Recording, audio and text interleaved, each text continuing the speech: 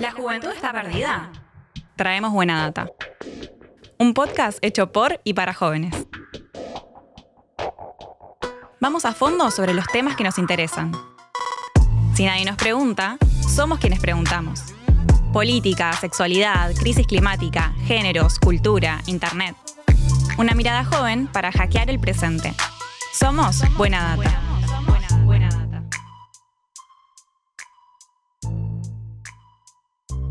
Bienvenidos y bienvenidas. Este episodio de Buena Data Podcast fue grabado en colaboración con la Escuela de Periodismo ETHER, acá en Puerta 18.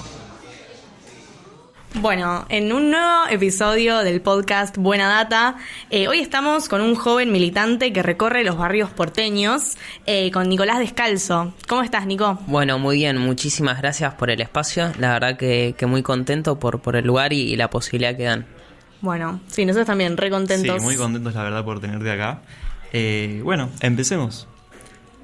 Como primera pregunta, si bien entendemos que empezaste a militar desde los 13 años, quisiéramos saber cuál fue el motivo por el que empezaste a hacerlo y quizás a qué aspirás a futuro.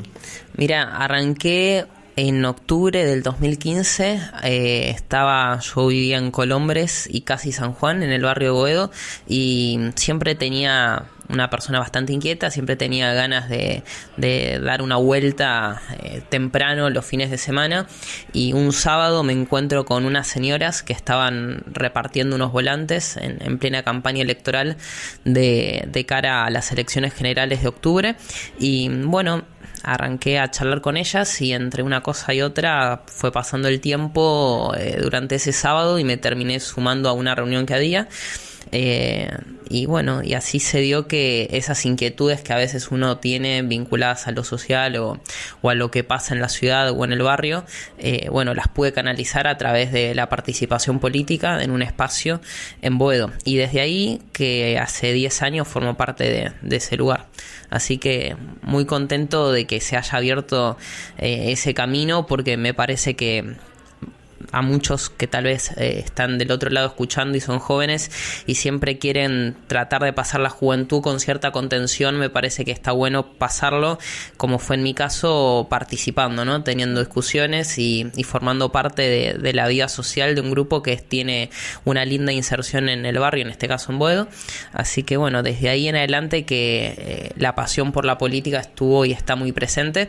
En este último tiempo hemos derivado esa pasión política en otras cosas, en recorrer los barrios y en algunas charlas, pero me parece que, siguiendo a la segunda pregunta que hacías, lo que uno tiene que tener es la vocación de tratar de transformar el lugar en el que vive, ya sea un barrio, un pueblo, una comunidad, depende de donde le toque, y un poco esa es la pasión, y ojalá que en cualquier momento del día de mañana uno pueda tener alguna responsabilidad de gestión. Me parece que uno tiene que tener, por lo menos si tiene un compromiso, querer y tener las ganas de poder ayudar a mejorar un lugar desde el lugar que le toque. Así que mi intención es poder tener algún lugar en la gestión en lo que viene. Bien. Bueno, notamos que hay muchos pibes y pibas de nuestra edad que nunca se interesaron por la política hasta las últimas elecciones, cuando se vieron convocados por La Libertad Avanza. ¿Por qué pensás que pasó esto? Mirá, la verdad que hay buenos o malos momentos para meterse de lleno en la política. Yo tengo una experiencia hermosa que fue haber participado en el 2015 en un contexto donde había cierta calidez en el debate político público. Me parece que muchos de los pibes y de las pibas que les tocan militar o se sumaron o tuvieron la curiosidad en el 2023 de hacer política, lo hicieron en un contexto de mucha violencia y mucha polarización. Y lamentablemente eso genera que, puedas tener buenas o malas experiencias. Entonces, me parece que todos esos pibes y pibas que se sumaron a militar, particularmente, como decís, en La Libertad Avanza, lo hicieron porque una gran parte del sistema político les dio la espalda. Yo no soy partidario de responsabilizar a las juventudes o a cualquier persona o a cualquier ser humano por la decisión que toman sin evaluar un contexto que hace que lleguen a ese punto. Y me parece que si hay una dirigencia política que no convoca, que no motiva y que lo único que hace es gestionar la realidad pero para mantenerla y no para cambiarla, bueno, obviamente que cuando aparezca una persona que te invite a cambiar el mundo y a revolucionar un país y a romper todo lo que está mal y a dejar todo lo que está bien, y bueno, es tentador. Yo creo que lo que es tentador ahora, por lo menos lo siento así, es sumarse a participar para primero cambiar las estructuras partidarias, las internas, para dar una discusión muy fuertemente de por qué fuimos parte de ese status quo que hizo que una gran porción de la sociedad no se sienta satisfecha, ni a gusto, ni contenta, y tratar de renovar todas esas estructuras, personas e ideas. Hay un dicho de una persona que dice: hay que hablar mucho de las ideas, poco de las cosas y nada de las personas. Me parece que hay que volver a invitar a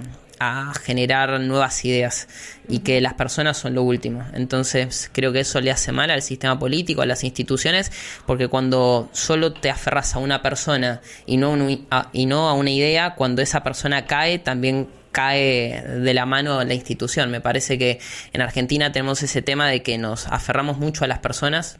Pasó con Cristina, pasa con Milei, y después tenés el riesgo de que, bueno, cuando esa persona cae en un sentido político, bueno, caen con ella las instituciones. Entonces creo que hay que volver a dar un poco a la discusión por las ideas. Bien. Muy de la mano también sabemos, o muchas personas creen, que Milei asumió teniendo una presencia muy fuerte en redes sociales. Y desde su militancia plantean que los celulares son el arma de esta época. ¿Vos qué pensás sobre esto? ¿Y creés que la política y la comunicación van de la mano? Creo que van absolutamente de la mano y que las tecnologías, los celulares son una gran herramienta, pero no la única, porque sin la calle tampoco podés hacer política y sin los celulares tampoco podés hacer política. Claro. Estamos en épocas donde se plantean dicotomías y siempre se polariza, y si o es blanco o es negro. Me parece que hay que armonizar un poco el uso de la tecnología con el uso de la calle. Lo que hicimos puntualmente a la hora de recorrer los barrios fue tomar el celular como una herramienta para visibilizar problemas que se aprenden escuchando y con los pies en la calle. Entonces creo que sin los pies en la calle, sin los oídos en la calle, tratando de escuchar, aprender y visibilizar los problemas de la gente, las redes, en lo que yo creo, obviamente La Libertad Avanza usa o comprende la tecnología de otra manera. Tenemos un presidente que se la pasa retuiteando y haciendo memes y GIF, y siempre con la violencia y siempre con el odio, y en una época donde parece que está bien humillar al que piensa distinto, y me parece que hay ciertas ideas de un montón de personas que votaron a este gobierno y a este presidente que no van con esos valores o con esos métodos o con esas prácticas que suelen violentar a la sociedad. Entonces creo que por eso hay que ser cuidadosos a la hora de usar la tecnología, pero el que niega la tecnología también está negando a un sector de la sociedad que, si hace 50 años en el puerta a puerta, en el timbre a timbre, uno trataba de contagiarle al vecino y a la vecina una idea, si vos estás negando hoy a una gran parte de la población que se aprende y entiende la política a través del celular, también me parece que estás negándote a llegarle a un sector. Entonces creo que está bueno poder usar todas las herramientas y que la política... Imaginémonos que Perón en la década del 40 entendió que la radio iba a ser un gran método de comunicación y así le sirvió para llegar a la población. Claro. Claramente Juntos por el Cambio, con Macri a la cabeza, y Javier Milei en estos últimos meses y tiempo entendió que el TikTok particularmente, pero el uso de las redes sociales iban a ser su gran aliado en esta época. Sí. Bueno, vos recién comentabas que quizás desde el peronismo se intentó defender a un status quo como completamente roto, y también como ligándolo a esto de armonizar, estar en la calle, digamos, con presencia en el ámbito público, que hoy es la calle, pero también son las redes. Para vos, ¿cuáles creés que son como los principales temas que la juventud le reclama a la política?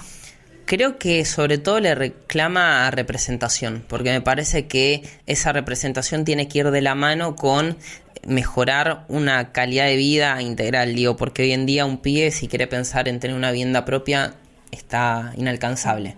Si quiere tener una buena educación y de calidad, eso se complejiza mucho más por el estado del financiamiento de la educación, mismo la infraestructura escolar, universitaria, digo, porque me parece que hoy en día, yo ya algo sentí hace 10 años cuando estaba en la secundaria y había algo que no me terminaba de convencer de lo que estaba viviendo y sintiendo.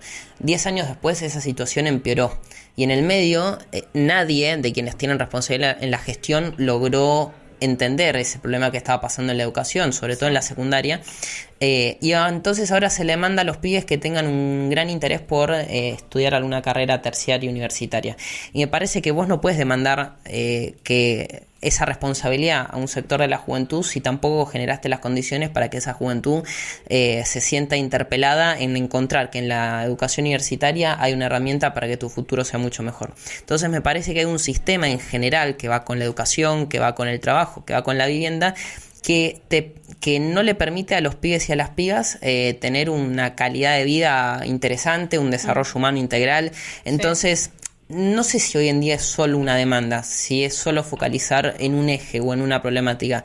Creo que, de hecho, una anécdota personal, a mí cuando a los 13 años empecé a militar en política y a sumarme a esto, había personas de mucha más larga edad, cerca de los 50, 60, 70, 80, que cuando te querías poner a discutir política te decían, no, pibe, vos dejá, andá, vos hablá de las cosas que tiene que hablar la juventud.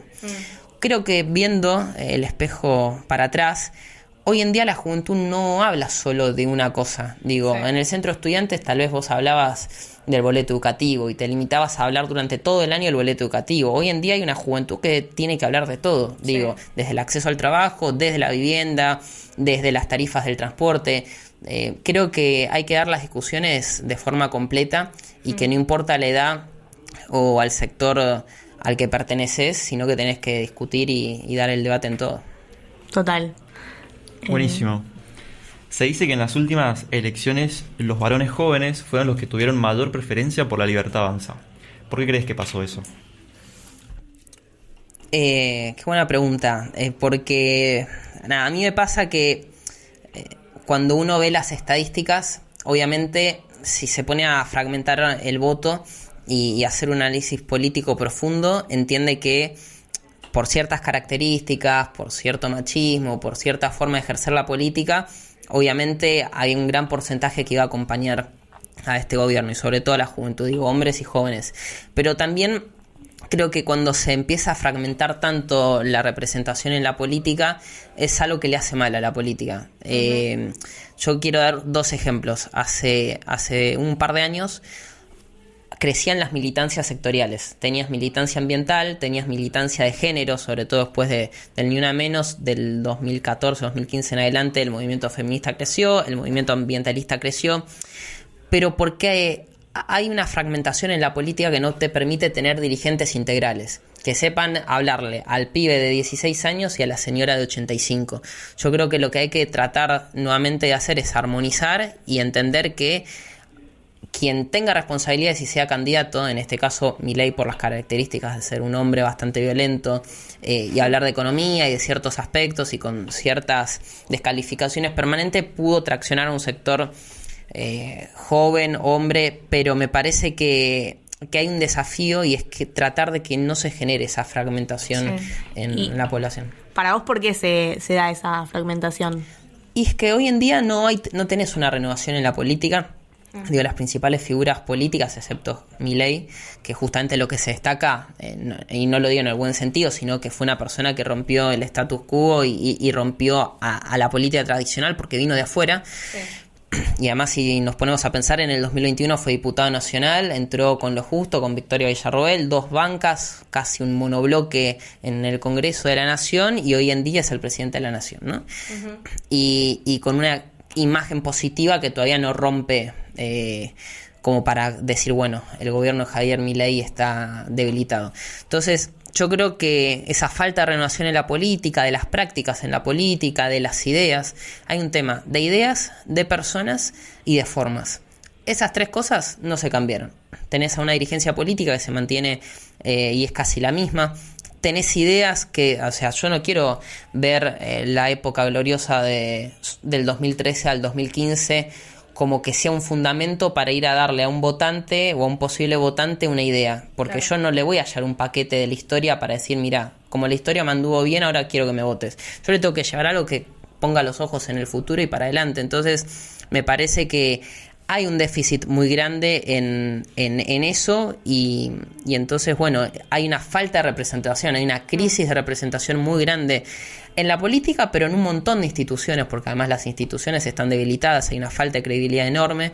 Entonces creo que hay que renovar eso, personas, ideas y formas. Sí, yo lo reveo lo de la falta de representación, ¿no? Como jóvenes medio que estamos hartos de los políticos tradicionales, sobre todo porque no nos escuchan, ¿no?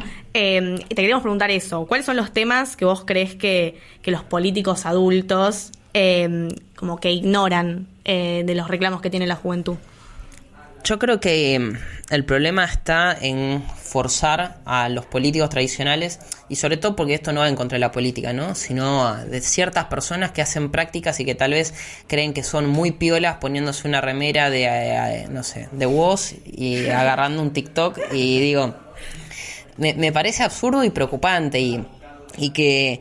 Digo, la política tiene que tener la virtud de adelantarse a los tiempos de la sociedad. Tiene que tener la virtud de saber entender con sensibilidad, pulso, buen tacto los tiempos de la sociedad. Y entonces que haya una persona que porque ve que hay una ola de TikTokers que empiezan a tener buen impacto y buenos números en redes porque hacen ciertas prácticas, no se trata de copiar prácticas. O sea, la política tiene que ser creatividad, renovar, invitar a algo nuevo permanentemente. Y si vos vas a hacer lo que otros hacen para tratar de ver cómo te subís a un carro que ya te pasó, porque vos no tenés la posibilidad de ayornarte, porque tu nivel de lectura política es muy bajo, bueno, es un problema grave. Entonces, yo creo que hay una falta de interés en pibes y en pibas hacia un sector de la política tradicional, porque justamente no se sienten interpelados. Muchas veces no es solo una propuesta, no es solo una idea la que te convoca y te motiva a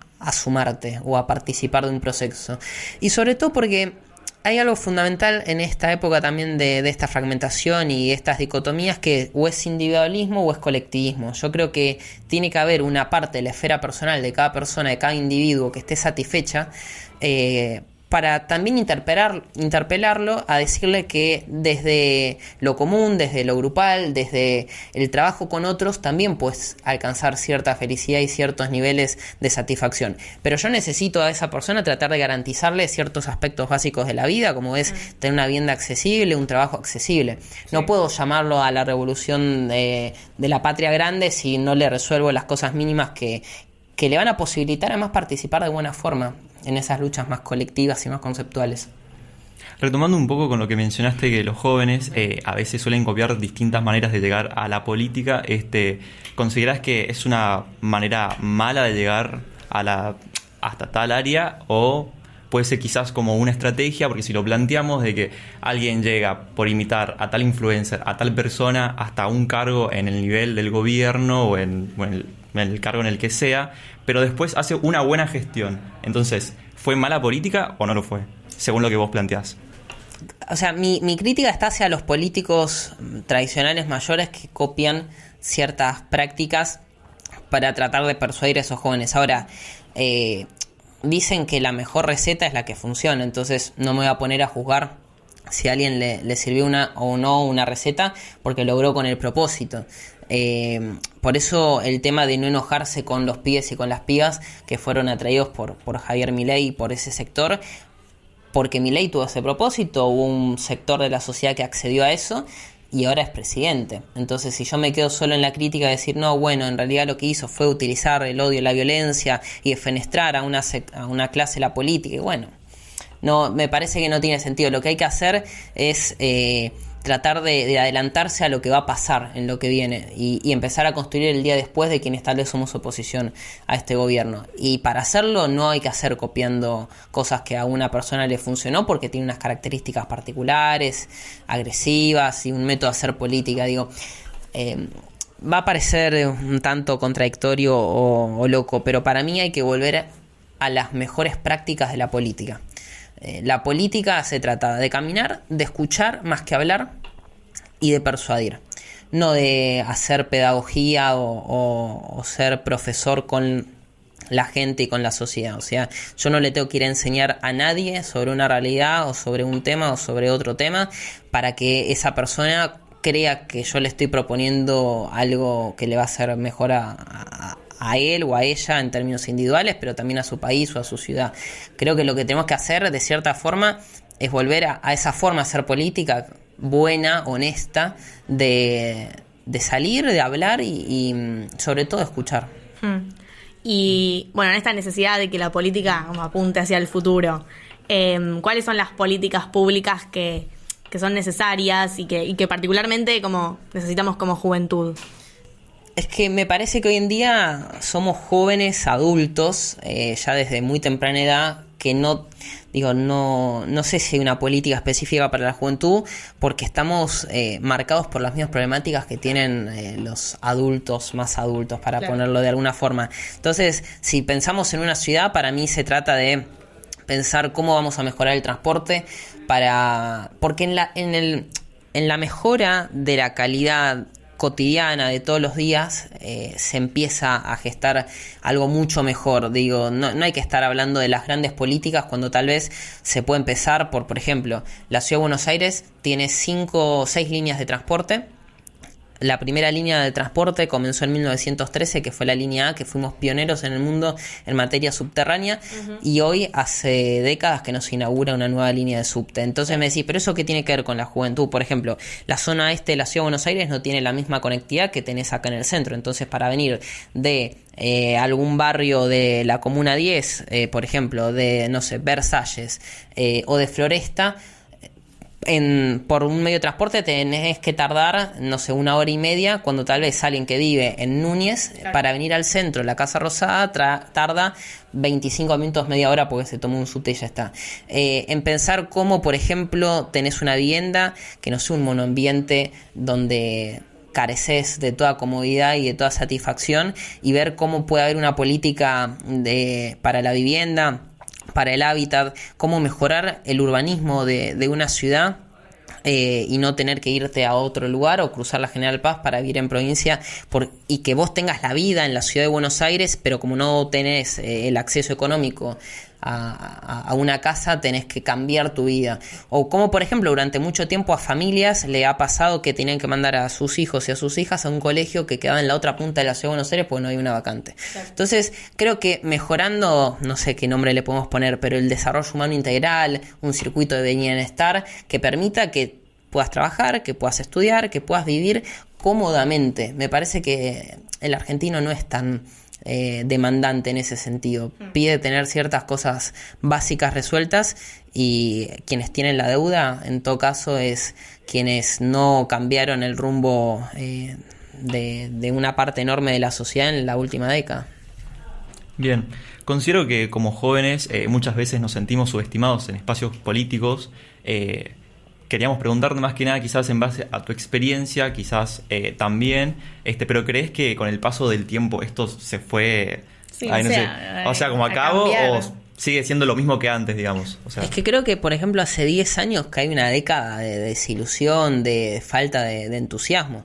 Del 2015 hasta acá, lo único que viene pasando, pandemia de por medio, es que no tengas motivaciones grandes para querer sumarte a cambiar una realidad.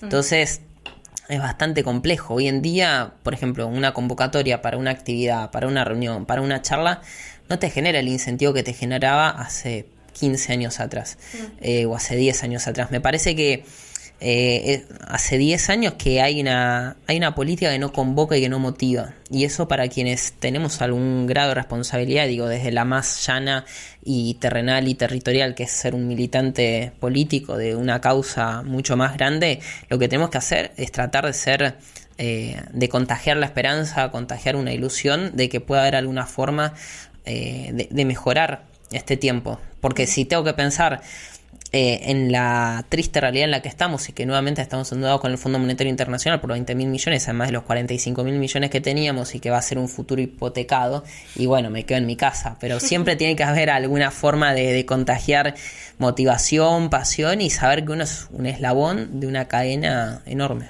Sí, total. A veces como yo me siento como muy agobiada por la realidad en la que estamos y parece como que tenemos muchísima responsabilidad y que tenemos que cambiar todo, pero bueno, es complejo. Bueno, te queríamos preguntar, bueno, habiendo tenido una experiencia como de 10 años. Sí, de una trayectoria quizás muy larga más que otros. Sí, siendo tan joven, ¿qué aprendiste participando en política que no aprendiste en la escuela, por ejemplo? Tengo que ser muy sincero en algo. Yo detestaba ir a la escuela. Para mí era un ámbito terrible, porque encontraba la vida adulta que uno buscaba y la motivación que la escuela no te daba, la encontraba afuera, participando de reuniones con personas que promediaba la edad en los 70 años. Entonces era muy complejo porque todo el tiempo decían, no, te estás relacionando con gente grande, no podés. Creo que siempre hay que buscar alguna forma de romper ese status quo que decíamos antes, porque si tenemos que sufrir cierta realidad que va a ser la misma y que no te va a motivar, es un garrón. Entonces aprendí un montón de cosas, y en lo particular, que encima ahora que justo se nos fue el Papa Francisco y yo no soy en este caso católico, sí. ni tengo ni nunca tuve una cercanía vinculada a la religión, sí me dejó, y que va de la mano en esto, ¿no? Que el tiempo es superior al espacio, que hay cuestiones esenciales en la vida política y en la construcción del tejido comunitario que tenés que tener, que es justamente escuchar más de lo que uno habla, de caminar más que de mandar. Entonces me dejó como enseñanza una manera, que en realidad, a ver, no sé si les pasa a ustedes en lo que hacen cada uno, pero a mí todo el tiempo se me mezclan el camino de la política con el camino de la vida cotidiana. Yo no puedo pensarme como un sujeto que no tiene una vida política, una participación política. Claro. Para mí la política es una pasión, es una forma de vida, porque lo que aprendo en política también lo puedo llevar a otros ámbitos de lo que practico y de lo que hago. Entonces a uno lo va formando y esa formación es muy útil, y para mí está bueno poder practicarla más allá de lo político. Buenísimo. Bueno, y para cerrar, viste como de una visión medio adultocentrista, la verdad, se dice como que la juventud está en cualquiera. ¿Vos qué mensaje le dejarías a los pibes que tienen ganas de empezar a militar o de involucrarse en la política en este momento? Primero, hoy a la mañana me pasó algo particular. Un chico que estaba haciendo una tesis o una pretesis para su carrera, que se había contactado a raíz de una recorrida que habíamos hecho en la ciudad de Buenos Aires, en un barrio, en Parque Chas, por el tema de la demolición de una casa que tenía un valor patrimonial muy fuerte en Parque Chas, que encima Parque Chas tiene su arquitectura y todo. Hacía una pregunta vinculado al tema de ¿qué responsabilidad tenemos los jóvenes con la comunicación y con las herramientas tecnológicas, ¿no? Uh-huh. Asociado a esto que decís, hoy en día quienes se suman, en mi caso yo lo hice en estos últimos meses, que es agarrar un celular y tratar de caminar y mostrar lo que pasa en la ciudad de uno, tiene una responsabilidad muy grande. Hoy en día uno también ve que en los streamings tenés disculpas permanentes de quienes conducen algunos programas porque se mandan algún error, tienen algún problema, se mandan una puteada, hacen algo y dicen, bueno, ya pasó, total, y al día siguiente los estás viendo otra vez que están haciendo algún error o teniendo algún problema, y decís, bueno, entonces, pero no tienen responsabilidad ante la gente, ante la sociedad. Entonces, creo que hoy en día, con la tecnología, con quienes hacemos política, tenemos la posibilidad de mostrar lo que pasa al lado nuestro. Me parece que hay que tener los ojos no mirando para arriba, sino mirando para el costado y ver qué pasa en tu lugar, en donde vivís. Y yo creo, y si tengo que dar algún mensaje, es no miremos para otro lado cuando la realidad te demanda un compromiso o algún rol activo en lo que haces. Me parece que cuando hay algo que te motiva o te llama la atención o te contagia de una problemática que está pasando al lado tuyo, no la podés obviar y tenés que tomar algún grado de noción sobre eso y de responsabilidad. Y qué mejor responsabilidad que tratar de contribuir, ya sea haciendo política, ya sea participando en un centro cultural, ya sea participando en alguna entidad social, deportiva.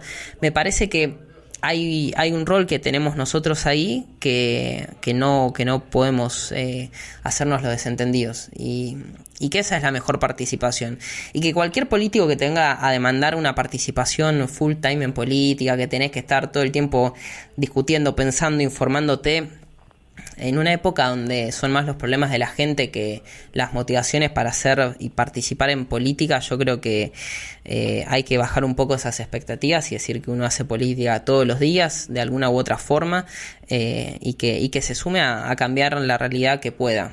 No digo la realidad del mundo, pero por lo menos la del metro cuadrado del barrio en el que vive. Sí. Bueno, rapidísimo.